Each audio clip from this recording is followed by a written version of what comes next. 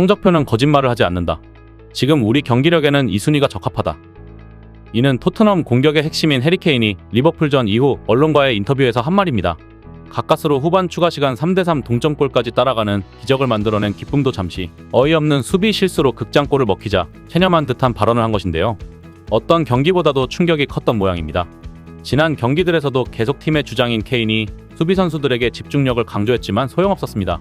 수비가 안 되니 골을 넣어도 말짱 도루묵이 돼버린 상황입니다. 토트넘 수비에 대한 불안감은 선수들 사이에서도 문제가 크다는 인식이 강한 것이 사실인데요. 반발심에서일까요? 수비수들이 감독의 지시도 따르지 않는 충격적인 행동까지 벌이고 있습니다. 이런 상황을 두고 케인은 작심 발언을 꺼내들었고 토트넘 분위기는 또다시 최악으로 흐르고 있습니다. 지금부터 그 내용을 좀 더 살펴보겠습니다. 토트넘은 한국 시간 5월 1일 영국 리버풀 안필드에서 열린 리버풀과의 프리미어리그 34라운드 원정 경기에서 3대4로 패했습니다. 전반 15분 만에 3골을 내주고 해리 케인과 손흥민의 맹활약을 통해 3대3으로 따라붙었으나 조타에게 1분 만에 극장골을 내주면서 아쉬움을 달래야 했습니다. 이날 승리로 리버풀은 토트넘을 제치고 리그 5위로 올라섰고 토트넘은 공격진의 고군분투에도 수비에 발목이 잡히면서 6위로 떨어졌습니다. 비록 팀은 패했지만 손흥민의 활약은 단연 돋보였습니다. 잉글랜드 프리미어리그 7시즌 연속 2자릿수 득점을 올린 손흥민에 대해 현지 언론에서 호평을 쏟아냈는데요. 손흥민은 한 골 1도움을 기록하며 우리가 알던 손흥민의 모습을 보여줬습니다. 이날 왼쪽 공격수로 선발 출전한 손흥민은 전반과 후반에 각각 한 차례씩 골대를 때리는 등 전방에서 활발한 움직임을 펼쳤습니다. 결국 1대3으로 뒤진 후반 32분 기어코 골망을 흔들었는데요. 수비수 크리스티안 로메로가 후방에서 길게 찔러준 침투 패스를 받은 손흥민은 상대 수비 뒷공간을 파고든 뒤 정확한 오른발 슈팅으로 골을 성공시켰습니다. 최근 2경기 연속골이자 리그 10호 골을 터뜨린 손흥민은 이로써 2016-17 시즌 이후 7시즌 연속 2자릿수 득점 기록을 달성했습니다. 이는 EPL 역사상 단 10명만 기록한 대기록입니다. 또한 EPL 진출 후 개인 통산 리그 득점을 103골로 늘리면서 자신의 어린 시절 롤모델이었던 크리스티아노 호날두와도 어깨를 나란히 했습니다. 또 손흥민은 2대3으로 뒤진 후반 48분 정확한 오른발 킥으로 팀 동료 히샬리송의 동점골도 도왔는데요. 히샬리송의 이번 시즌 토트넘 이적 후 첫 리그 득점이었습니다. 누구보다 첫 골을 기다려온 것을 알았기에 손흥민을 비롯한 동료들은 진심으로 축하해줬습니다. 하지만 토트넘과 손흥민은 끝내 웃지 못했습니다. 경기 시작 15분 만에 3골을 내주며 끌려간 토트넘은 끈질긴 추격으로 3대3 동점을 만들었습니다. 하지만 경기 종료 직전인 후반 94분 리버풀 공격수 디오고 조타에게 결승골을 얻어맞고 끝내 3대4로 무릎 꿇었습니다. 그럼에도 손흥민에 대한 현지 언론의 평가는 호평 일색이었습니다. 유럽 축구 통계 사이트인 후스코어드닷컴은 손흥민에게 평점 7.6점을 줬습니다. 7.88점을 받은 이반 페리시치에 이어 두 번째로 높은 평점이었습니다. 후스코어드닷컴에 따르면 손흥민은 3차례 슈팅, 1차례 키패스를 기록했는데요. 28차례 볼터치를 하면서 패스 성공률은 41.7%로 낮았습니다.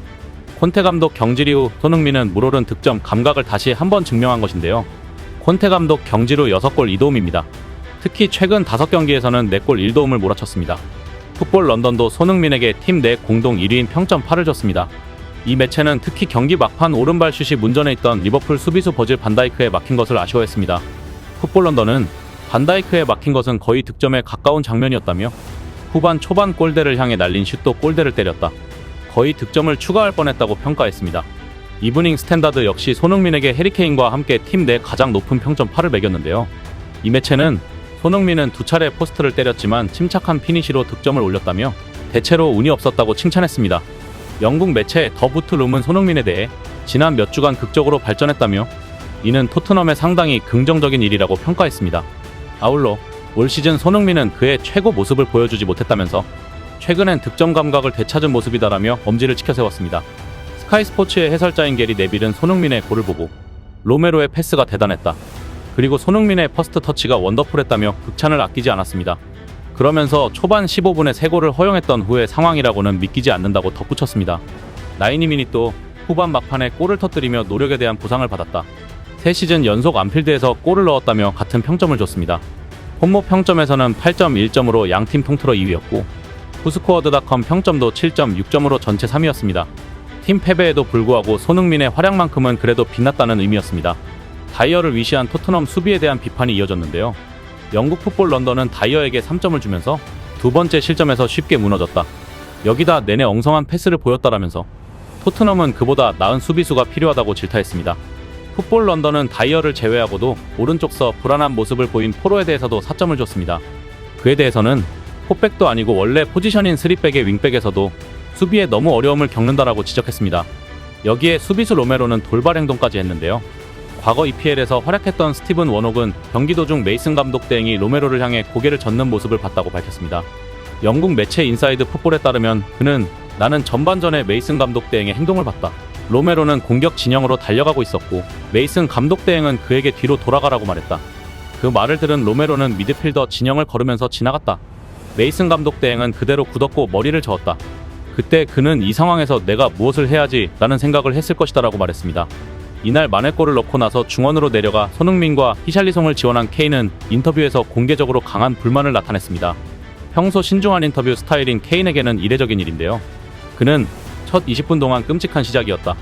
이번 시즌 이런 일이 처음이 아니다라고 입을 열었다. 케인은 첫 20분은 밀리고 나머지 75분을 몰아쳤다. 그러나 마지막 10초가 너무나 아쉽다라면서 안필드에서 이런 경기력을 보여준다는 것이 우리 저력이면서 이런 모습을 꾸준히 보여주지 못하는 것이 가장 큰 문제다라고 아쉬움을 나타냈습니다. 팀 순위에 대해서 케인은 성적표는 거짓말을 하지 않는다. 지금 우리 경기력에는 이 순위가 적합하다. 우리는 환상적인 선수를 가지고 있지만 팀으로 좋은 모습을 보여주지 않고 있다. 남은 자녀 4경기서 좋은 모습을 보여야 한다라고 평가했습니다. 케인은 나는 순간에 최선을 다한다. 내가 뛰는 모든 경기서 110%를 발휘하기 위해 노력한다. 후반전 경기력은 좋았으나 승리하지 못했다. 승리하지 못하면 그냥 아무런 의미가 없는 행동이다라고 강조했습니다. 케인은 리버풀전을 앞두고도 스카이 스포츠와의 인터뷰에서 너무 힘들다. 최근 몇 년간 우리가 쌓았던 명성이 무너진 기분이다. 다니엘 레비 회장을 만나 실망감을 표현하지 않았지만 내 감정을 솔직하게 이야기했다고 전했습니다. 토트넘이 케인과 각별한 사이인 포체티노 잡기에 실패한다면 그가 떠날 가능성도 커지는데요.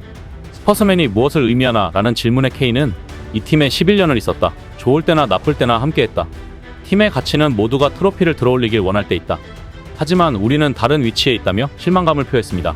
사실상 이적을 기정사실화하는 발언으로 보입니다. 이날 우스운 일도 있었는데요. 결승골이 터지자 감정이 격양된 클롭 감독은 무아지경으로 터치라인을 달려 대기심에게 향했습니다. 토트넘 벤치에 대해 도발적인 신경전을 펼치려 했던 것으로 보였습니다. 그런데 너무 흥분했는지 대기심에게 도달했을 때 오른쪽 허벅지를 부여잡았습니다. 햄스트링이 올라온 것입니다. 클롭 감독은 대기심에게 얼굴을 내민 뒤 경고만 받고 절뚝거리며 벤치로 돌아갔습니다. 클롭 감독의 햄스트링 통증은 경기가 끝날 때까지 나아지지 않았습니다. 경기 종료 휘슬이 울렸을 때 절뚝거리며 환호했고 팬들에게도 절뚝거리면서 인사했습니다.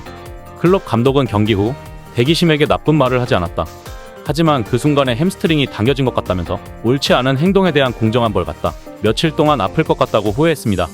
햄스트링이 올라올 만큼 클롭 감독으로선 긴장할 만했던 경기였습니다. 토트넘은 제대로 된 수비수를 데려오든 손 케인을 이적 보내든 둘 중 하나를 택해야 할 것으로 보입니다. 이상 C1TV였습니다.